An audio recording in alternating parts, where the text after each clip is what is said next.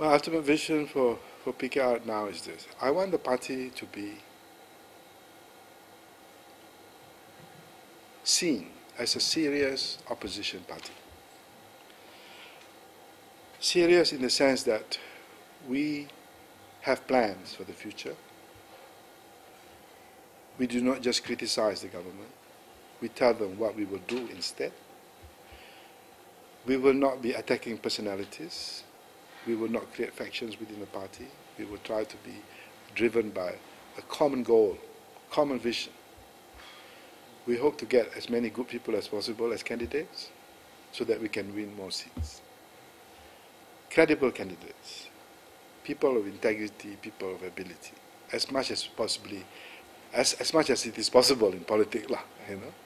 I think the party should be like that. The party should not be about acrimonious group. The party should not be just complaining and whining. You know, the party should be more. I mean, that's what they complain about me too. I whine a lot, but actually I don't. I'm just stating what happened to me. But the party should be on a positive front. Food, I think. You know, I would like the party, and this is what I feel very strongly, that in this country, just because Barisan takes a very unfortunate stance that oppositions are the enemies to be killed, I don't think the opposition should respond accordingly. You know, I think we have to grow. We have to evolve. Political parties must, at some point, for the sake of the country, agree on something. So we cannot be perpetual enemies. We cannot be in that sort of state of warfare. Somebody has to start the change. I hope to lead that sort of change, in the sense that you must understand, to change difficult issues, or to make laws, or to pass policies that are delicate and sensitive, it takes the support of both sides sometimes. And sometimes you lose that opportunity because of politicking.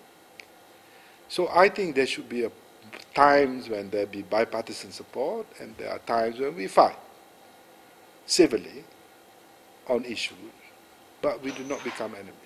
But I don't blame the opposition as well for the present state, because I think, unfortunately, Barisan has treated the opposition with contempt over the years.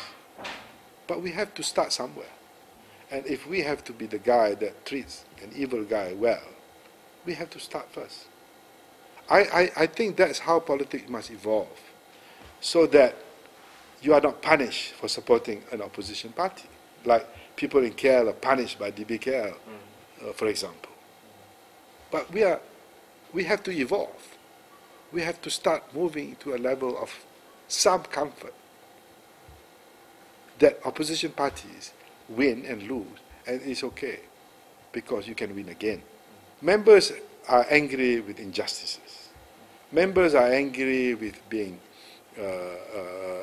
trampled upon, of course. And I'm not saying we should take that line down. I'm saying where there are issues that we have to defend with vigor, we will defend. But we cannot always be in that mode. We must also change when the times and opportunities arises, so that we become a better political setup than the government. And hopefully then they also will change. Because it takes two to change, you know. And it is unfortunate. There are a lot of complex issues in this country that needs bipartisan support. Because, you know, in this country, everything is politicized to the max. Even the killing of Sosilawati has become a racial thing. Now, how do we grapple with these complex issues and prejudices and deep-seated fears of the communities if political parties are not able to rise above this and then at times address the issues together? This is how the country can progress. There is nothing in this country that is not political. So it's very difficult. Whether it is you want to pass a certain law or you enact certain policies, there's always the racial dimension to it. There's always the religious dimension, which is really not necessary in resolving the problem. But to overcome the racial and religious fears and distrust, politicians and leaders must be brave enough to tell the people, actually, no, no, no, no, this is actually the issue, and we're going to resolve it in a certain way. And I hope this is, as I said, it's a 50-year program for this country. I'm just saying what I can do. But this is, even if it's a 50-year program, we have to start somewhere. Because otherwise, we are not going to progress very far. But it will take that long to transform our country to that level of democracy and government practicing right policies and good governance based on the problem of the people, rather than now, where we are always at the back of our head, the religious and racial dimension to this. You see, I mean, if you look at Mahathir Perkasa, I mean, this is a 50-year-old issue, but he never changed. You see, he sees things like 50 years ago. Malays under siege, Malays under threat. You know, that's what I mean. So you need to. It will take time to change these things, and you need leaders of both sides to find some level of cooperation at some point. That's what I'm saying. What kind of reaction do you get when you talk about this to the members? It depends. You see, the reaction, you don't know the reaction because, but I've always been well attended, my program, my speeches. Nobody has booed me. People who disagree with me, they would say, Dato, what is it, what is that? But generally, I'm happy with the reception I get. I can deal with any issues, with Perkasa people in Johor, with anybody. I remember a program recently, dekat Ceras, and one lady stood up, he said, the content of the program is like preaching to the converted. And you said, well, they invited you there. Then, how far-reaching is this program? Why is it still going to the same people? No. She was asking that because, she said, why am I talking about all these issues? But then you asked me to talk about these issues. You asked me to come to Cheras, so I said these issues. But what she's saying is, do you say the same thing to other places? Yes. It depends who organizes it and what program it is. But my message has always been the same.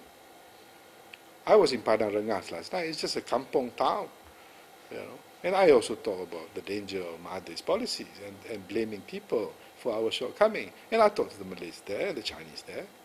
And I said we should own up to some of the problem ourselves. So I never change my tune just because it's a Malay kampong crowd. So, but that's my politics, and I don't know. The reaction seems to be okay, and that is my job. If they are angry with me, I try to convince them again. But that's my job. It's just like your job to ask difficult questions, so that I slip up and then. But it's part of the risk. It's part of my hazardous politician's life. You get snippets here, you get cut here, and then you look bad or you look good depending on how they want you to look. So, but doesn't mean I don't want to talk to people. If Utusan asked me and they interviewed me last week, I said, okay, you can interview me. I don't care if my enemies want to interview me, no problem. And in Malaysia Kini, I don't know whether it's my supporter, but I also say yes, because to me, so long as I can say what I want to say, and most of it comes out in that fashion, I'm happy. Because that's how I overcome opposition to my views, my belief and all that. There's no shortcut to it. There's no shortcut. And there's no easy way.